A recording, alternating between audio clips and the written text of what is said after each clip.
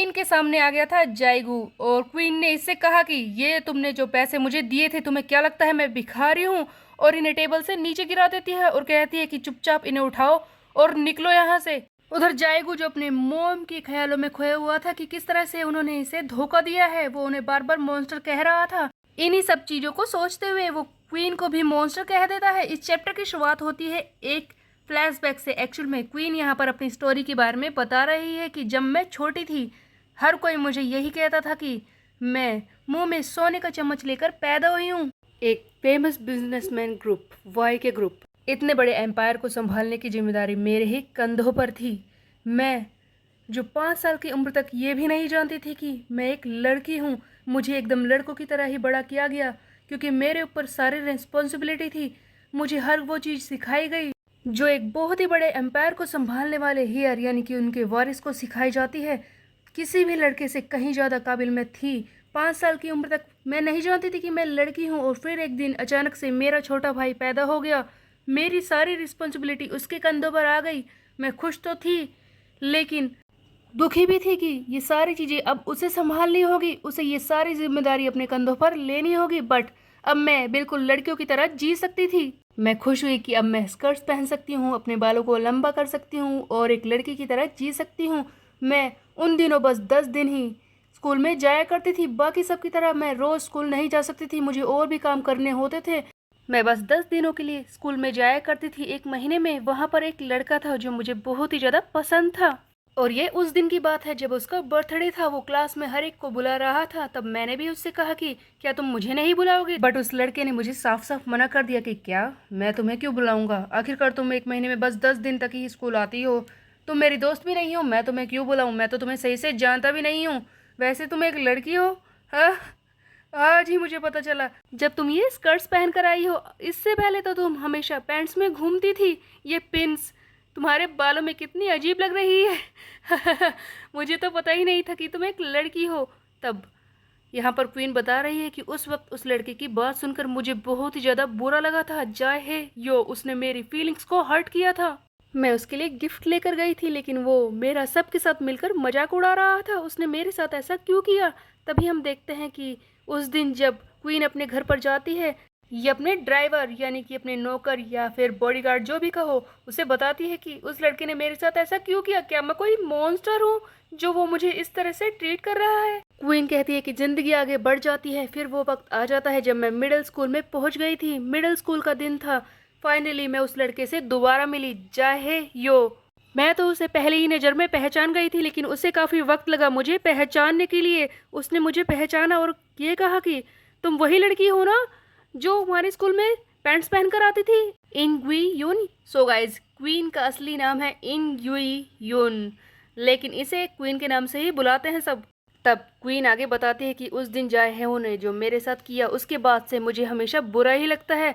उसने मुझसे कहा कि तुम सचमुच एक लड़की हो, तुम्हारे बाल इतने लंबे हैं, देखो वैसे मुझे पता चला कि तुम वाई के ग्रुप की इकलौती डॉटर हो।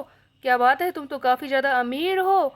वैसे तुम्हें पता है मैं तुमसे मिलना चाहता हूँ, मेरा बर्थडे है नेक्स्ट वीक। देखो पुरानी बातों को भूल जाओ, वो सब होता रहता है। क्या तुम मुझे अपना नंबर दे सकती हो? तुम्हें पता है मैं तो उस वक्त से ही तुम्हें बहुत ही ज़्यादा पसंद करता था।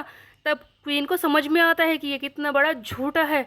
ये सिर्फ इस बात के लिए कि मैं इतनी ज़्यादा अमीर हूँ मेरा नंबर मांग रहा है। वो मोमेंट क्वीन के लिए बहुत ही ज़्यादा डिस्गस्टिंग था। तब से ही ये लड़कों को कुछ खास पसंद नहीं करती। हम देखते हैं कि क्वीन फिर से फ्लैशबैक से लौट आती है और ये ज़ोरदार थप्पड़ मारती है इस जाइगू को क्योंकि इसने पूरी क्लास के सामने क्वीन को मॉन्स्टर कहा है। दोनों की कोई ना कोई कहानी ही है, दोनों ही अपनी चीज़ों से परेशान हैं। हम देखते हैं कि जाइगू ने तो कहा था मॉन्स्टर इसे अपने मॉम के बारे में याद करके, लेकिन क्वीन ने भी अपने पास्ट को याद करके इसे जोरदार थप्पड़ मार दिया है। वहीं पर खड़ी मुन चिल्लाती है कि तुमने ये क्या कर दिया क्वीन, तुमने इसे इतने जोर से क्यों मारा? एंड जाइगू, तुमने ऐसा क्यों कहा? तुमने क्वीन को मॉन्स्टर क्यों कहा? क्या तुम्हें ऐसा कहना चाहिए? तुम्हें पता भी है मॉन्स्टर क्या होता है? बट क्वीन, जिसे बहुत ही ज्यादा गुस्सा आ रहा होता है, जो लड़कों से पहले ही चिड़ी हुई है, अपने पर्स से एक चेक निकालती है और जाइगू के मुंह पर मारती है और कहती है कि ये है तेरा मेडिकल बिल, इसे उठा और निकल यहाँ से। आज के बाद मुझसे बात करने की कोशिश बिल्कुल मत करना। मून बार बार कह रही है कि तुम ये क्या कर रही हो। जाइगू, आई एम सॉरी जो कुछ हुआ, बट फिर से ऐसा मत करना, चलो चलो अपनी गाड़ी में बैठो। क्वीन वहाँ से चली जाती है और फाइनली ये सीन खत्म होता है। जाएगू वहीं पर खड़ा सोच रहा है कि सचमुच ये एक मॉन्स्टर है, हाँ एक मॉन्स्टर है। यू नो गाइस, इस कहानी का हीरो जाएगू हर तरफ से परेशानी से घिरा हुआ है। घर पर परेशानी एंड अब स्कूल मिला है तो ऐसा, जहाँ पर लड़कियां भी इसे परेशान कर रही हैं। जाएगू इसी बारे में बता रहा होता है कि यहाँ पर एंट्रेंस सेरेमनी क्या होती है मुझे पता ही नहीं चला। स्कूल में किस तरह से मैं सरवाइव करूँ ये मैं नहीं जानता। क्या मैं स्कूल में रह पाऊँगा सही तरीके से? खैर सच कहूँ तो मेरे पास इन सारी छोटी चीज़ों को सोचने का वक्त ही नहीं है। आज जो कुछ हुआ, चाहे मेरी बेइज्जती हुई हो या नहीं, मेरे पास ये सब सोचने का वक्त ही नहीं है। एक्चुअल में हम देखते हैं कि जाएगू स्कूल से निकलने के बाद वहाँ से जाता है अपने पार्ट टाइम जॉब पर, जो कि है कार वॉशिंग। वो एक कार वॉशिंग शॉप पर जाता है जहाँ पर उसे गाड़ियाँ धोनी है और इसी से वो पैसे कमाता है ताकि सरवाइव कर सके।